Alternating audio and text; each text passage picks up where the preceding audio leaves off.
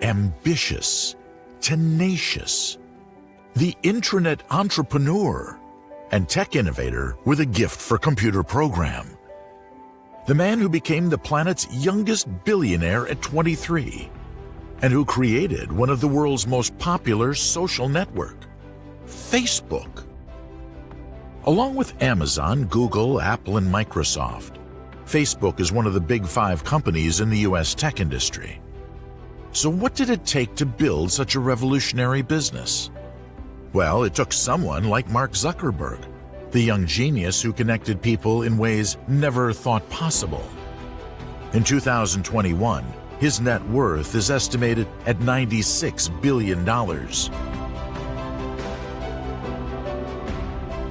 The giant social network has had a vertiginous growth since its creation. Take a journey into how Mark Zuckerberg built the giant that has changed billions of lives and the way people interact with the world.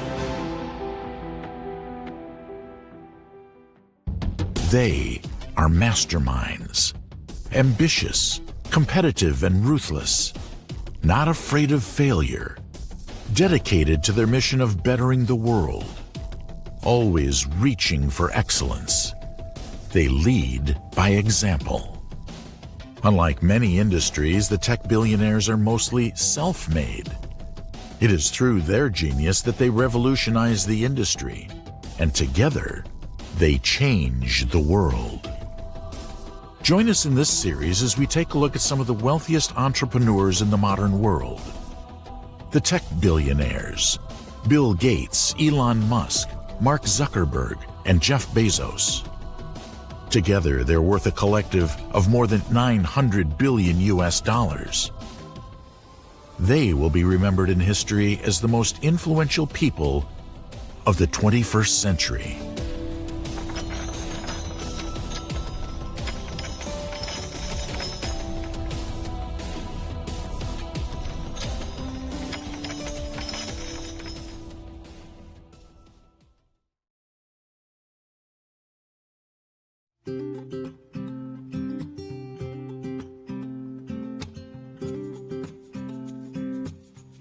Mark Elliott Zuckerberg was born on May 14, 1984, in White Plains, New York, into a comfortable, well-educated family.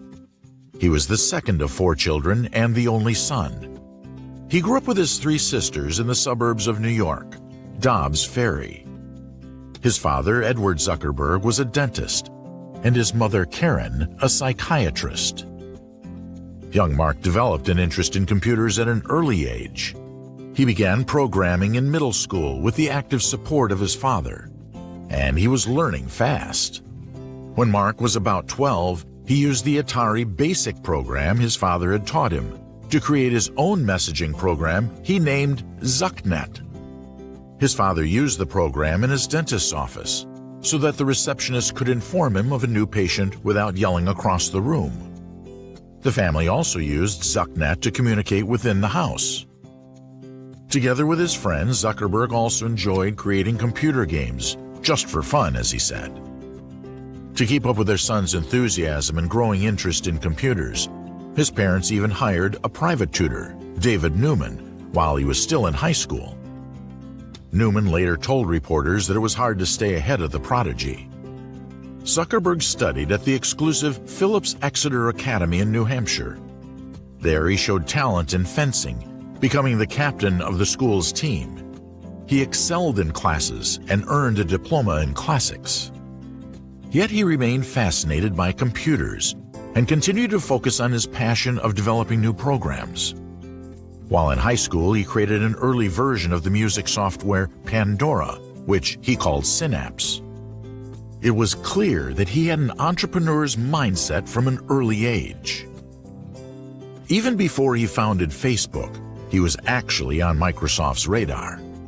The company and several others, including AOL, approached the teenager for buying the software and hiring him before graduation. He declined the offers. After graduating from Exeter in 2002, Mark Zuckerberg enrolled at Harvard University, where he studied psychology and computer science. But this time he was already a programming prodigy. By his sophomore year, he developed a reputation as the go-to software developer on campus. It was at that time that he built a program called Course Match, which helped students choose their classes based on the course selections of other users, and also helped them form study groups. But the young freshman was a bit of a troublemaker. In 2003, he invented a website, by far the most talked about things that he created. The site was called FaceMash, and it allowed students to judge the attractiveness of other students by comparing two pictures and vote on one who was the most attractive person. The software then ranked the results. Even though Zuckerberg created it just for fun, it became wildly popular. But people didn't like that their pictures were being used without their permission. And Zuckerberg actually violated university policy by hacking into Harvard's security network. FaceMash was deemed offensive and inappropriate and was shut down a few days later by the school. Zuckerberg apologized for his actions, saying he thought of it as a fun computer experiment. He faced serious charges of violating individual privacy. Harvard nearly expelled him, but then put him on probation. This would be the first time he ever got into trouble, but his journey was just starting. The genius had seen his future and had an undeniable potential. People wanted to see what he would do next. Based on the buzz of his previous projects, 3 of his fellow students, Divya Narendra and twins Cameron and Tyler Winklevoss, reached out to him to work on an idea for a social networking site they called Harvard Connection. They wanted to create a dating site for the Harvard elite by using information from the student networks. Zuckerberg agreed to help them in the beginning. But while working on coding for program, he got a fantastic idea for his own social network. Soon, he decided to pursue his own adventure. It all started in 2004, when the freshman Harvard student and his friends decided that they would start a social project together. Zuckerberg's fellow students and roommates included Chris Hughes, Andrew McCullum, Eduardo Saverin, and Dustin Moskovitz. It turned out to be the perfect combination of people to found a company that would later become the most popular social network in the world. So, on February 4th, 2004, out of his college dorm room and surrounded by the elite, Zuckerberg co-founded and launched a site that allowed students to connect online. The Facebook.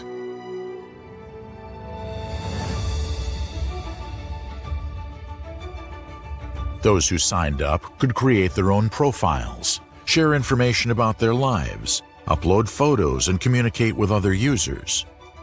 His goal? Giving people the ability to share information in a safe environment.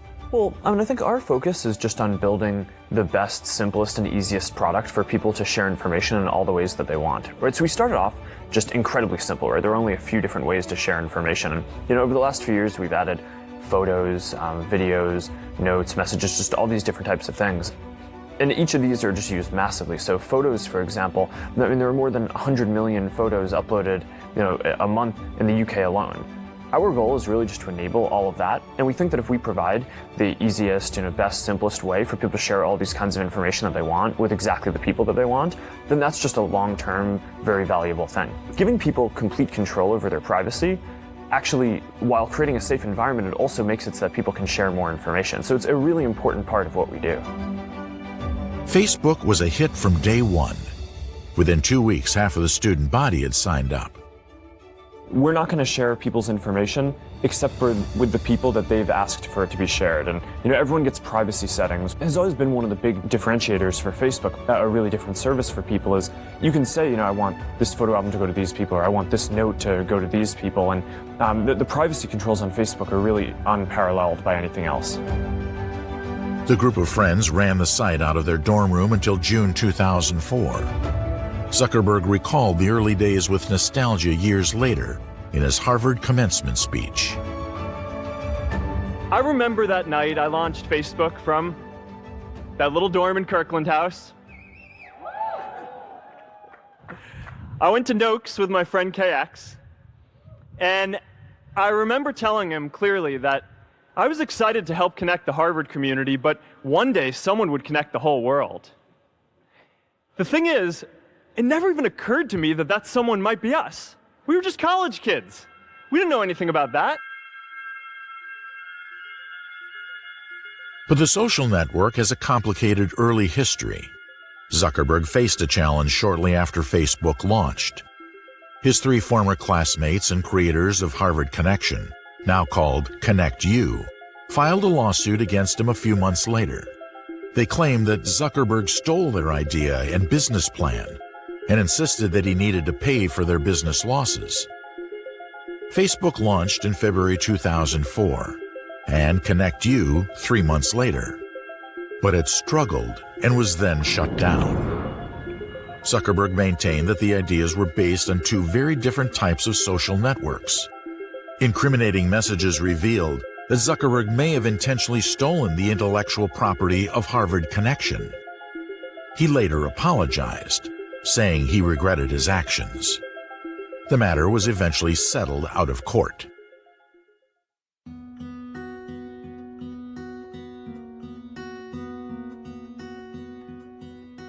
It was during a frat party in his second year of college at Harvard in 2003 that Zuckerberg met his better half, Priscilla Chan, a Chinese-American medical student from Boston. They came from 2 different worlds, but their hearts connected. He was this nerdy guy who's just a little bit out there, Chan told The New Yorker. Early on in their relationship, Chan set some strict ground rules because Zuckerberg was so busy with Facebook. She apparently required 1 date night and a minimum of 100 minutes of alone time per week, not at Facebook. They finally made the relationship official.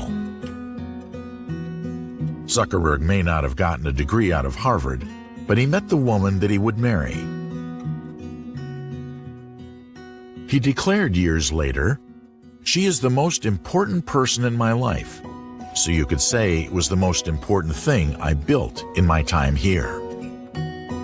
In 2004, after his sophomore year, Zuckerberg dropped out of college to devote himself full-time on building the website.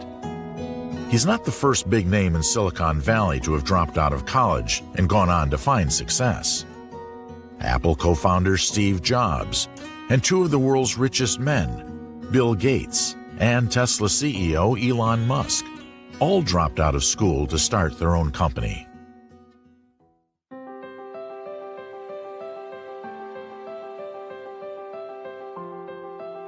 After he dropped out of Harvard, Zuckerberg felt himself growing wings, and he and the Facebook team moved the company to the other side of the continent, to Palo Alto, California, where they opened its first office.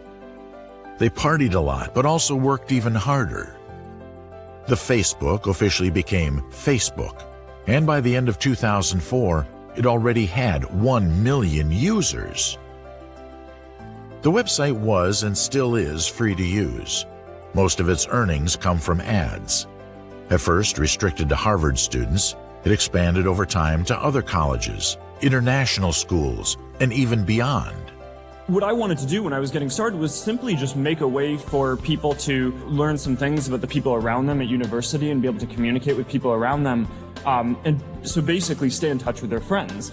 And it's just turned out that over the past 7 years or so, as the company has scaled, that wasn't just a need that was fixed to my college or colleges in general.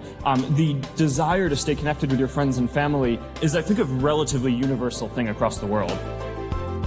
By December 2005, it had 6 million users, and the growth didn't seem to slow down. We're building a technology company, right? So we focus on really technical solutions to complex problems involving helping people communicate in a lot of new ways. So, as a technology company, it would really only make sense to work with someone who shared our values and stuff like that. But if you look at how we're growing, we're really just at the beginning. In May 2005, as Facebook was already worth around $100 million, The venture capital firm XL Partners invested $12.7 million in the company, which enabled the expansion of the network even more. The Facebook epidemic started. Within 4 years, it would overtake MySpace, the most popular social network before Facebook. In the long term for Facebook is we're really just focused on our mission, just helping people share information. We believe really deeply that if people are sharing more, then the world will be a more open place where people can understand what's going on with the people around them. And that's really what we want to get towards. In September 2006, Facebook announced that anyone who was at least 13 years old and had a valid email address could join. If you look at the ways that people are sharing today, I still think it's quite primitive compared to what is going to be possible and the power that will be in people's hands when we get to that end state. And I think that that's going to be awesome. And that's something that I think is really worth fighting for. Zuckerberg was on his way to success. He has said, "Someone needs to build a service like this for the world. But I just never thought that we'd be the ones to help do it." And I think a lot of what it comes down to is we just cared more. There are just so many interesting technical problems specifically. So, I mean, just getting to work with a lot of smart people on solving some of these huge problems, I mean, it's just a really fascinating thing. When Bill Gates became a billionaire in 1987 at 31, he was the youngest person to ever join the 3 Comma Club. In 2008, Mark Zuckerberg took that title, and he became the youngest ever self-made billionaire at 23. Even today's wealthiest entrepreneurs didn't see that much success at such a young age. And it took him just 1 year to make the leap from millionaire to billionaire. In 2009, Facebook had become the world's most used social network. The user base has now more than 2 billion people using it every month. Almost a third of the world's population. This has made Zuckerberg a billionaire many times over. However, money wasn't his motivation. About that time, he turned down many opportunities to sell the site, often from multi-billion sums. Instead, he wanted to create a better user experience and make the world better by making it a more open place, where people are able to share more and understand what's going on.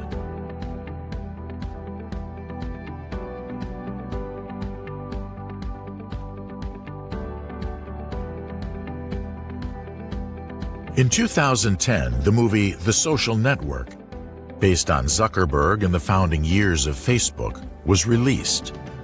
Although he claimed that many details in the film were inaccurate and objected strongly to its narrative, which he thought portrayed him in a bad light.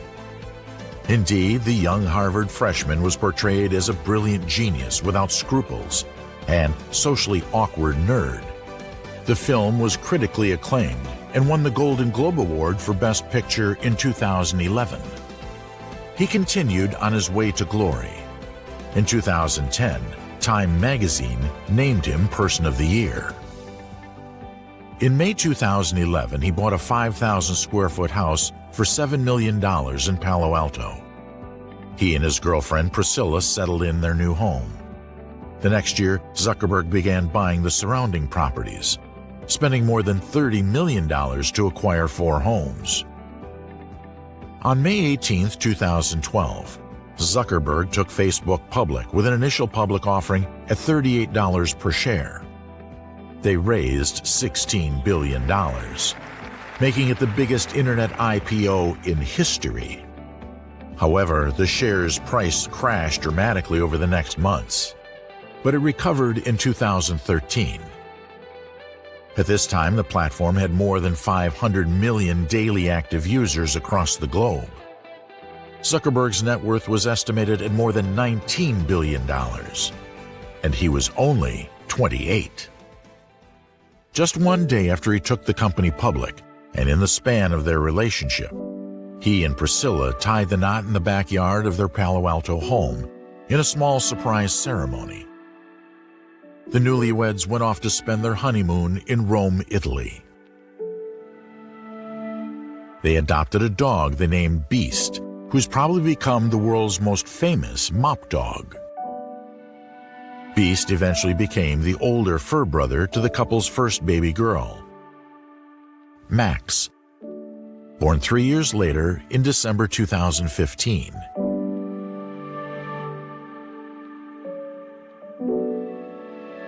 They would have another daughter later on in 2017, named August. Zuckerberg has said that becoming a father changed the way he saw the world and how he ran Facebook. Back in 2010, another social network was created, one that would become gigantic, and that would end up being the second most popular social network in the world, after Facebook. Instagram. This could only mean one thing. It would be a threat to Zuckerberg's platform.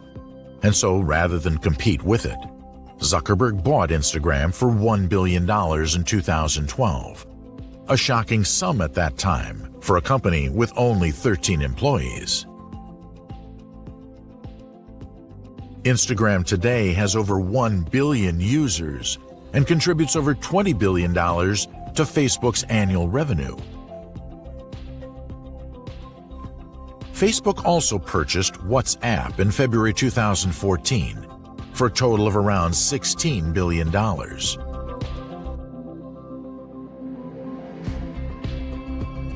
Since 2008, the tech leader has now become one of the most influential people in the world. In 2013, Facebook cracked the Fortune 500 list for the first time, making Zuckerberg, at the age of 28, the youngest CEO on the list. And in December 2016, he was ranked 10th on Forbes' list of the world's most powerful people.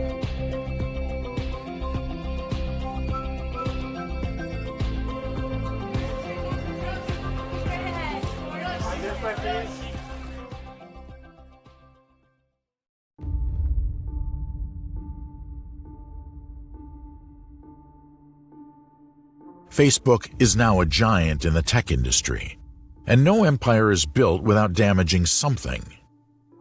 I think Facebook has become too big, too powerful, and the problems that it's creating are significant, and we have the power to rein it in. We just have to stand up and ask government to make it happen. With every success comes criticism. Although the company has been successful, its last decade has also been full of scandals and accusations. Over the years, Zuckerberg has had to face several controversies as he became one of the world's most powerful people, and Facebook has been accused of spreading fake news. And issues also included internet privacy. In 2016, at the Facebook Social Good Forum in New York City, Zuckerberg announced he had plans to keep improving the platform. I think about this work in a few different ways. First, what can we do to prevent bad things from happening in the world and to our community? Second, what can we do when something bad is actually happening? And third, what can we do after something bad is happening to help people out? We're starting to do more proactive work, like when we use artificial intelligence to identify things that could be bad or harmful and then flag them so our teams can review them. Or when someone shares a post that makes it seem like they might want to harm themselves, then we give them and their friends suicide prevention tools that they can share to get the help that they need.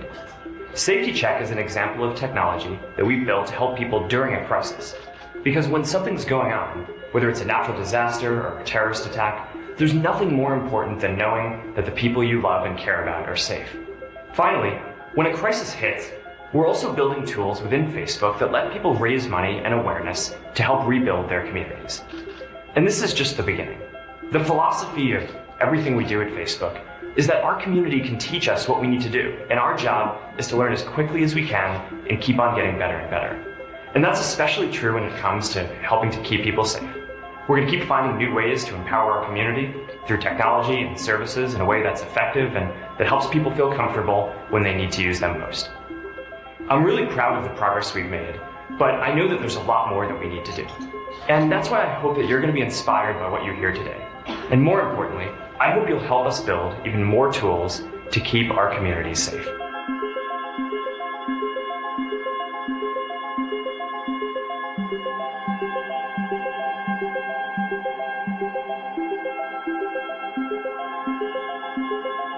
Then there was the Cambridge Analytica scandal in 2018, which was another hard blow to Zuckerberg. He came under fire again when he pushed the limits on user privacy. It was revealed that the data analytics firm with ties to President Donald Trump's 2016 campaign improperly obtained data from tens of thousands of Facebook users. The information was utilized to target voters in the U.S. presidential election. The scandal shook investors' confidence in Facebook, as more people increasingly became frustrated and angry with the company. Following the reveal, Zuckerberg testified before Congress in April 2018. He reminded people of the good Facebook can do, while acknowledging the bad it had done. And as Facebook has grown, people everywhere have gotten a powerful new tool for staying connected to the people they love, for making their voices heard, and for building communities and businesses. Just recently, we've seen the Me Too movement and the March for Our Lives organized, at least in part, on Facebook. After Hurricane Harvey, people came together to raise more than $20 million for relief. And more than 70 million small businesses use Facebook to create jobs and grow. But it's clear now that we didn't do enough to prevent these tools from being used for harm as well. And that goes for fake news, for foreign interference in elections, and hate speech, as well as developers and data privacy. We didn't take a broad enough view of our responsibility, and that was a big mistake. And it was my mistake, and I'm sorry. I started Facebook, I run it, and I'm responsible for what happens here. In 2019, the FTC fined Facebook $5 billion over violations of user privacy, a record-breaking fine for a tech company. The database that Facebook has amassed is humongous. It is no surprise that the company and its creator have drawn a lot of controversies. Many have struggled to understand the business model of the social media giant. For some, it has become too big to regulate.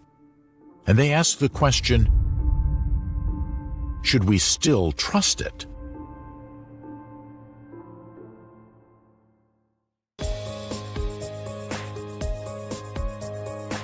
Zuckerberg's reputation was threatened many times over, and he's had to learn how to manage his anxiety, as well as his public image.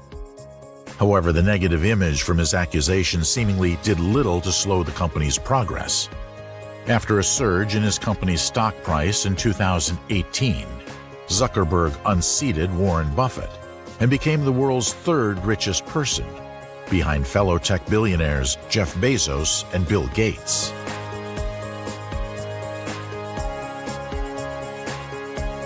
In the end, Zuckerberg seems to want to prove to the world that he is just a normal person.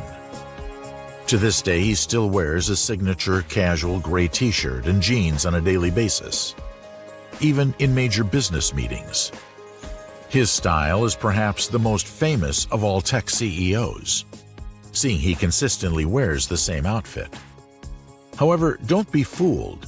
These t-shirts are known to cost at least $300.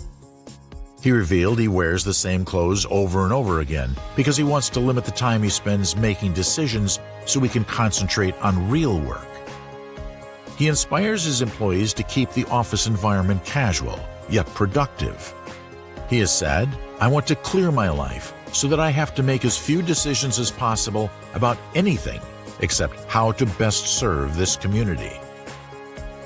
With all this wealth, there's one thing the billionaire doesn't seem to mind splurging on: real estate. And he has a knack for buying surrounding properties to the ones he buys to ensure his privacy.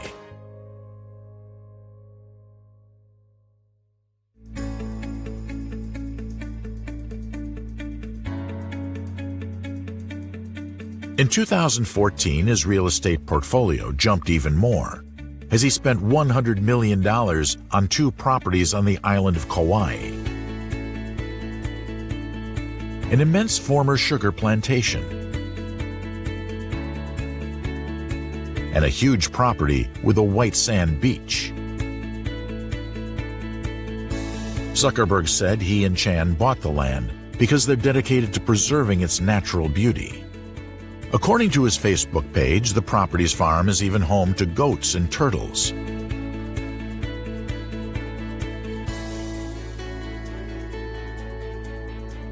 He's also bought properties on Lake Tahoe, costing $59 million combined. He owns, in total, 10 properties. Zuckerberg doesn't appear to travel much for pleasure, but when he does travel, Facebook foots the bill.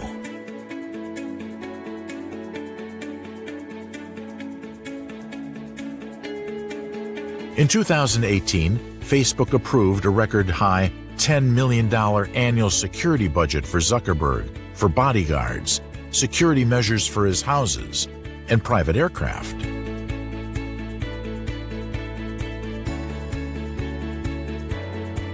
On May 25, 2017, at Harvard's 366th commencement day, Zuckerberg received an honorary degree from Harvard.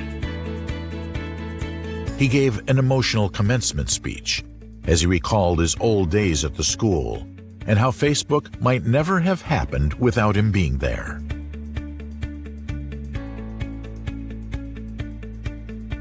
Change starts local. Even global change starts small with people like us. In our generation, the struggle of whether we connect more, whether we achieve our greatest opportunities, comes down to this: your ability to build communities and create a world where every single person has a sense of purpose.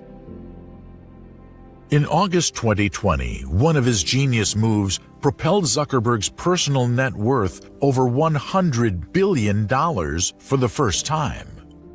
Facebook launched in over 50 countries a new Instagram feature that competed directly with TikTok in the US: Instagram Reels. We live in a society that never stops evolving. Zuckerberg hasn't stopped innovating and coming up with new ideas. He has understood that constant innovation is crucial to make it in modern society. We're here to talk about online platforms, but I think the true nature of competition is much broader. When Google bought YouTube, they could compete against the dominant player in video, which was the cable industry. When Amazon bought Whole Foods, they could compete against Kroger's and Walmart. When Facebook bought WhatsApp, we could compete against telcos who used to charge 10 cents a text message, but not anymore. Now people can watch video, get groceries delivered, and send private messages for free. That's competition. New companies are created all the time, all over the world. And history shows that if we don't keep innovating, someone will replace every company here today. And that change can often happen faster than you expect.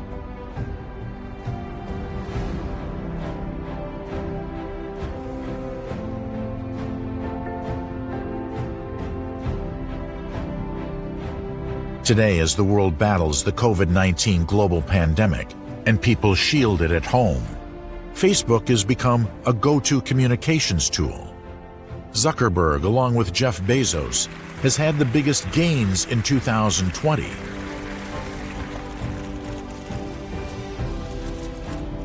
The 36-year-old became the third centibillionaire on Earth. But for him, starting Facebook was not about the money. Little did he know that the small website he was running out of his dorm room would become the multi-billion-dollar corporation it is today. But he had a vision, and he said, "The thing I really care about is the mission, making the world open."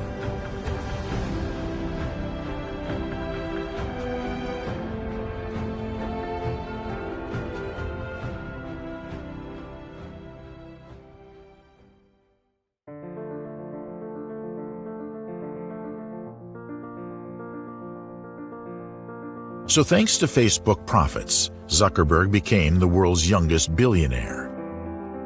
He started a family and bought up big multi-million-dollar properties.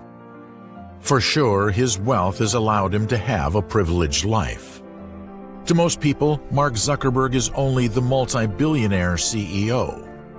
But there's also another way to see him. He is also a devoted and loving father and husband.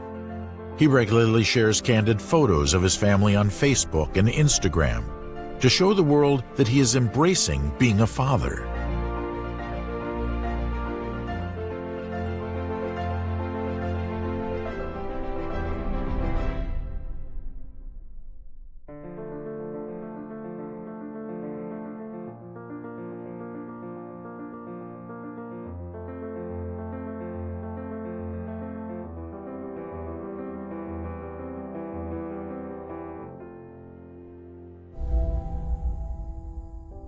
But ultimately, luxury isn't the only thing that Zuckerberg has put millions into.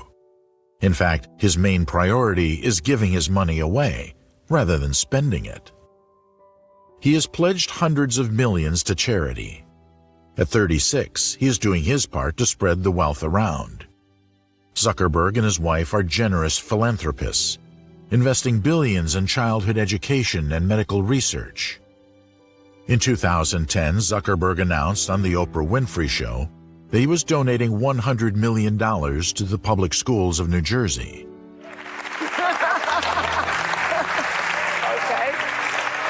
Okay, why education and why Newark? Why education? Because every child deserves a good education, and right now that's not happening.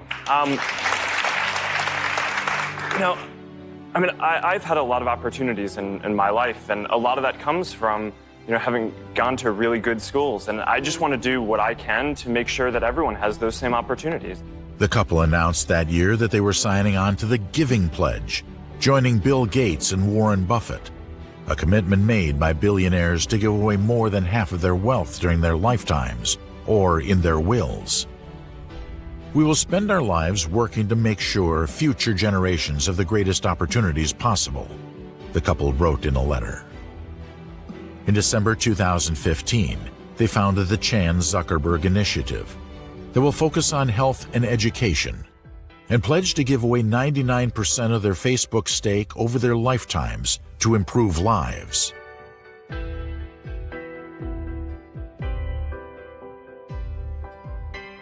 They have donated $25 million toward fighting the Ebola virus and have said their goal is to cure all diseases in the lifetime of their daughters. A couple of weeks ago, Priscilla and I made a donation to help the people on the ground leading the fight against Ebola. Stopping Ebola is something we both really care about. The Ebola epidemic in West Africa has become one of the biggest health crises in the world. Thousands of lives have already been lost, and if we don't act now, then many more people will suffer, and Ebola could become a long-term global crisis. At Facebook, we want to make sure that we do our part to help in the fight against Ebola. Amid the corona outbreak in 2020, Zuckerberg also donated $25 million to the Bill and Melinda Gates Foundation that is searching for treatments for the disease.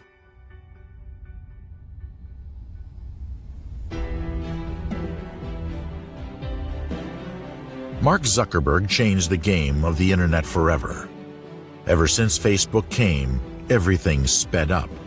Connecting, advertising, marketing. Everything started on this one platform. And even today, when people claim that Facebook is losing its popularity, it gets roughly 7,000 people registered in every 15 minutes. It is even popular in China, where it's banned by the government. Almost everyone today who has access to the internet has a Facebook account too.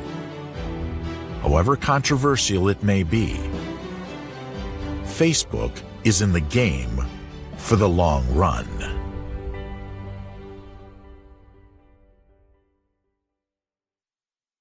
The tech industry is an American success story.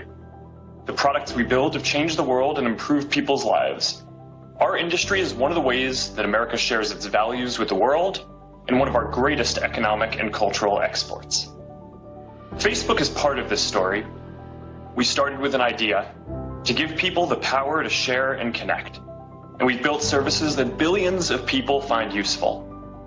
I'm proud that we've given people who've never had a voice before the opportunity to be heard, and given small businesses access to tools that only the largest players used to have. Since COVID emerged, I'm proud that people have used our services to stay in touch with friends and family who they can't be with in person, and to keep their small businesses running online when physical stores are closed. I believe that Facebook and the US tech industry are a force for innovation and empowering people. But I recognize that there are concerns about the size and power of tech companies.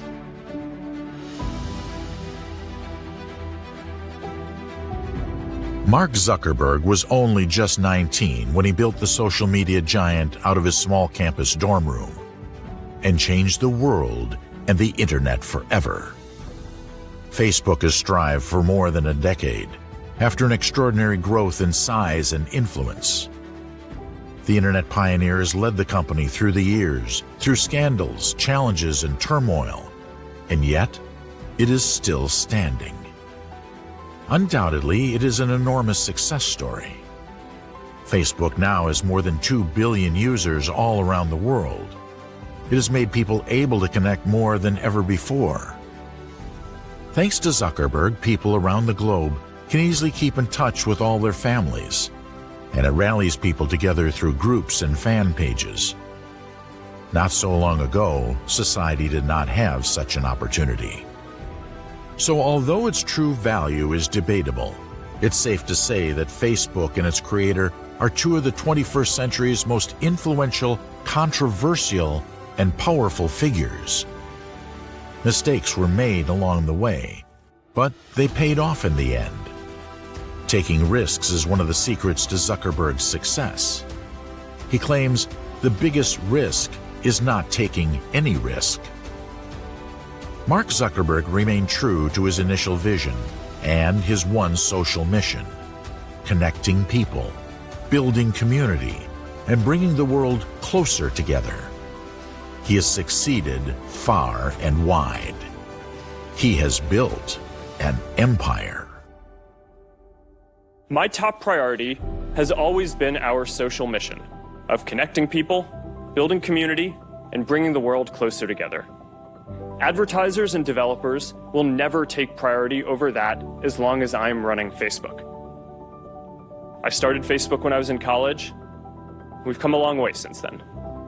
We now serve more than 2 billion people around the world, and every day, people use our services to stay connected with the people that matter to them most. I believe deeply in what we're doing, and I know that when we address these challenges, we'll look back and view helping people connect and giving more people a voice as a positive force in the world.